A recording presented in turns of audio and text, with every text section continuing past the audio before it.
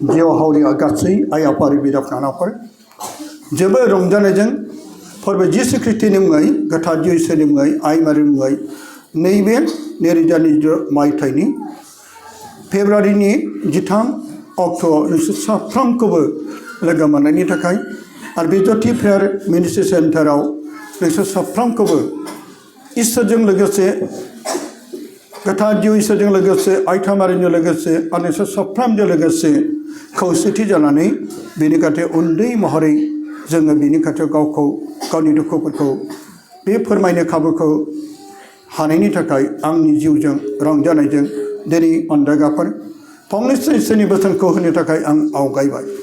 Hallelujah जिसु hallelujah.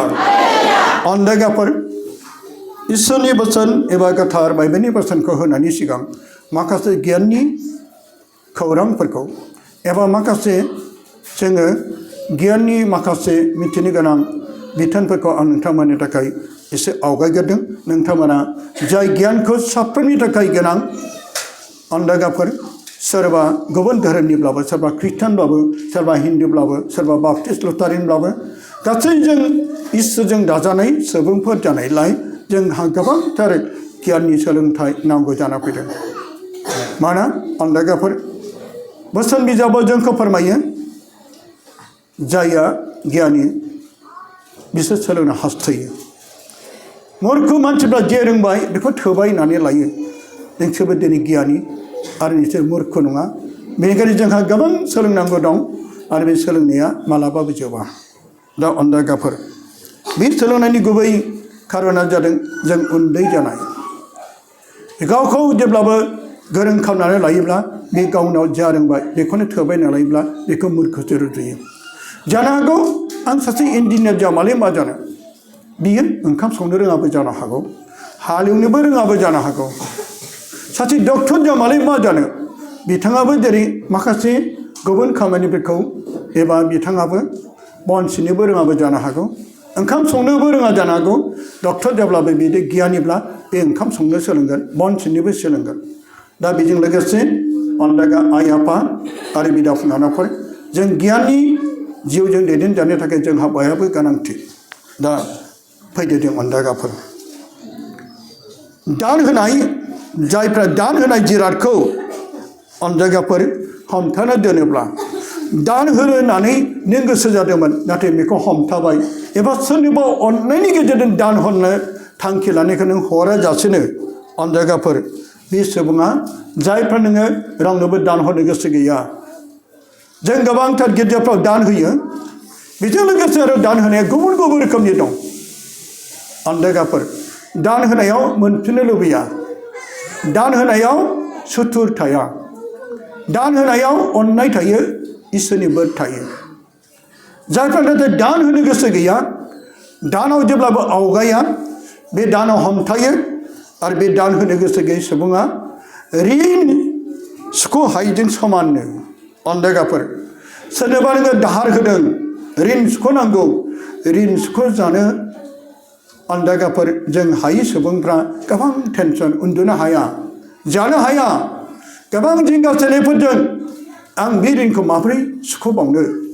सानफ्रोमबो बियो नटिस फैगोन, जानो हागौ सरकारनिफ्राय लानाय, सोरनिबा सुद लानाय, बिनिफ्रायबो बियो बायदिसिना बाथ्राफोर खोनानांगोन। बेबायदिनो सासे सुबुङा सोरनोबा दान हरनो थाखाय जेब्लाबो गोसो गैया, दान होनो गोसो गैयै सुबुङा रिन सुख'नो हायैजों समान बे दुखु जेंनाखौ रुजुनाङो। बेनिखायनो जोङो रंजा बाजा दान होनाया इसोरनि गेजेराव बोर गोनां आरो बे अनदाइगाफोर गोजोननाय। बेनिखायनो जोङो दाननि सोमोन्दै जों एसे मिथिबाय। दान हरै सुबुङा, दान होनो गोसो गैयै सुबुङा बे रिन सुख'नो हायैजों समान, बे दुखु आरि जेंना। दानिया फैदोंबा अनदाइगाफोर जों बयबो मिथिगौ सुबुङा गावनि मावनाय, जानो हागौ गावनि मावनाय गोरोन्थियावनो बे निखावरिबो जानांगोन। गावनि गोरोन्थियावनो गावनि मावनाय जानो हागौ मा मा आखुथायजों बे मावबोनानै दिनै निखावरि जालांखो। जानो हागौ न'आवनो जिराय जिराय थायो, जानो हागौ आखाइ सोमावा, जानो हागौ हा दंब्लाबो बियो हाल खदाल मावा, मालायनि सायाव सोनारो। थाखा फैसा दंब्लाबो बे थाखाखौ अन्दायगाफोर जा दं बेखौनो जाजोबो। बेनिखायनो जाय सुबुङा गावनि मावनाय गोरोन्थियावनो बे निखावरि जानाङो। गावनि थाखायनो जोङो निखावरि जानाङो। जाय आखाइ होदोंमोन बे आखाइखौ नों बाहाया, आथिं होदोंमोन आथिंखौ नों बाहाया, बे गावनि गोरोन्थियावनो बे निखावरिबो जानाङो।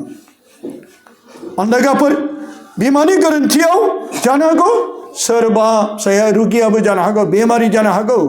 बिमाया जोथोन लाया, बेनि थाखाय मुलि दौवा, बेनि थाखाय सि जोम सुवा, बेखौ दाखोर दालायाव गेलेनायखौ बियो आदर खालामा, बेखौ नोजोर होआ। बिमानि गोरोन्थियाव जानो हागौ फिसानि खिनाय हासुनायखौ बे साफा खालामना होआ, मोजां बे थुखैया, मोजां थाव फुना, मोजाङै आदर खालामा, गोजां बोथोराव मोजां सि जोम फिना, जानो हागौ गोलोम बोथोराव बेखौ बे मोजाङै बेखौ आदर खालामा, जानो हागौ गोलोम बोथोराव बे गथ'आ दै गुसुआव दुगैयो, बे गथ'खौ बे बादा होआ। बिमानि गोरोन्थियाव फिसाया बेमारि जायो। अन्दायगाफोर आरो बिफानि गोरोन्थियाव नोंनि फिसाफ्रा आदुआ एबा जाम्बा जायो। जाय बिफा जानानै गावनि फिसाखौ गियानि खालामनांगौमोन, फोरोंनांगौमोन, मोजां शिक्षा होनांगौमोन, जायनि थाखाय बे मोजां शिक्षा होयैयाव, फरायसालियाव लाङियाव, मोजां स्कुलाव हरैयाव, बेखौ मोजां फोरोङैयाव, बेखौ जेब्लाबो मोजांथार गियाननि बोसोनखौ फोरोंनो रोङियाव फिसाफ्रा जाम्बा एबा आदुआ जायो। बेफोर माखासे मिथिनो गोनां गियानखौ जों साफ्रोमबो बिमा बिफा जों मिथिना लानाया गाहाम। दा अन्दायगाफोर बेजों लोगोसे आरो आं मिथिबावनो लुबैदों, सम्पति जोबथां होनायनिख्रुइ सुथुर सोरजिनाया खहा गोनांसिन। सम्पतिया लासै लासै सोरनावबा जोबस्रांलाङो।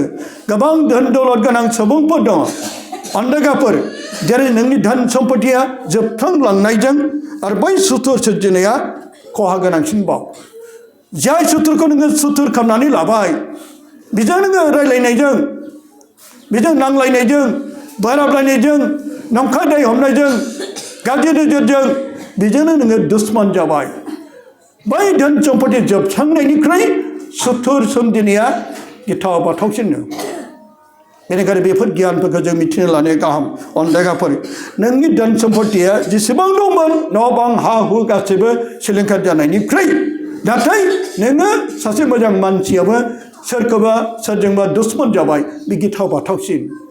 दुश्मन जानाया, सुथुर सोरजिनानै लानाया गिथावसिन नोंनि जेंना। बेनिखायनो अन्दायगाफोर जेरै सम्पति जोबस्रां होनाया बाख्रिखौ आफोराव लाबोयो, बाख्रिया खंख्ला जायो, नोंनि बेंक बेलेन्सआ खंख्ला जायो। सुथुर सोमजिहोनाया जिउखौ गिथाव बाथाव अलखदाव लाबोयो।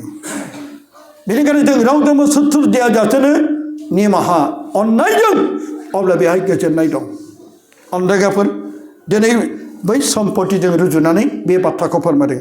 सम्पति जोबस्रां होनाया नोंनि बेंक बेलेन्सखौ, नोंनि बाक्सानि थाखाखौ, नोंनि माइ माइरंनि बाख्रिखौ जेरै खंख्ला खालामो, सुथुर सोमजिहोनाया नोंनि इसोरनि होनाय बेसेन गोनां जिउखौ गिथाव बाथाव अलखदाव लाबोयो।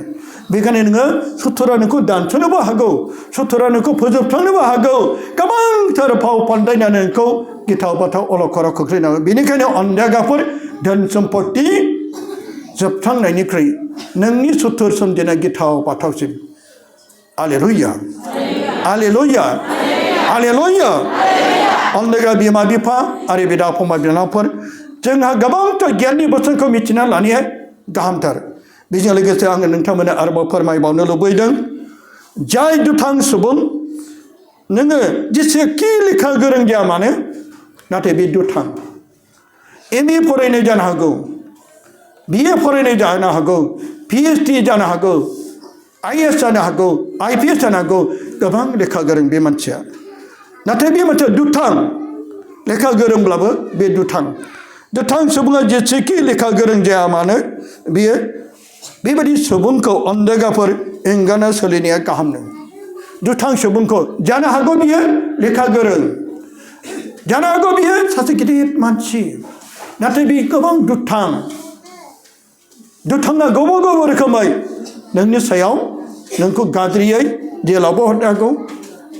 लेखा गोरोंखाय नोंखौ बायदिसिना फाव फान्दायनोबो हागौ गोबां गियान नलेजजों आरो नोंखौ बै बेबायदिनो नोंनि धोन सम्पतिखौ सोबख'जोबनोबो हागौ आरो बे मानसिखौ दुथां जानो हागौ बियो नोंखौ गुबुन खायदायैबो फोजोबनो हागौ बे मानसिखौ दुथां होननानै बुङो जेरैहाय जिबौनि खर'आव जों बयबो मिथिगौ आं नुवाखै नाथाय माखासे जोङो जारिमिन सल'फोर माखासे सिरियाल माखासे टिभि माखासे जोङो ससियेल मिडियाआव नुनो मोनो जेरै जिबौनि खर'आव बेसेन गोनां मुनि थाब्लाबो नाथाय बे जिबौआ गिथावथाव जानो हागौ बेनाव बेसेन गोनां मुनि दङ बे जिबौनि खर'आव नाथाय बे बेसेन गोनां मुनि थाब्लाबो बिनि मुनि मुक्ता थाब्लाबो नाथाय बे जिबौआ गिथावथाव बे नोंखौ सौगोन आरो नों बे थैनो नांगोन बेखौनो फोरमायदों सासे दुथां सुबुङा बिराद बेसेन गोनां गियानि थानो हागौ गिदिर मानसि जानो हागौ बै जिबौजों बेखौ रुजुदों जा जिबौआ बेसेन गोनां मुनि मुक्ता थानो हागौ बिनि खर'आव नाथाय नों बेखौ नोङो मुनि मुक्ता थानायखाय नों बिनि खाथियाव थाङोब्ला नों सौजागोन आरो नों थैनो नांगोन बेखायनो बै दुथां सुबुंजों बे दुथां सुबुंनि खर'आव बै जिबौनि मुनि मुक्ता थानाय बादि बे दुथां नाथाय गियानि नाथाय गोरों नाथाय बेबायदि सुबुंनिफ्रायनो एंगारनाय गाहाम होननानै जोंखौ माखासे गियाननि बोसोनफोरखौ जोंखौ फोरमायदों हालेलुया हालेलुया हालेलुया अन्दायगाफोर जानो हागौ जोङो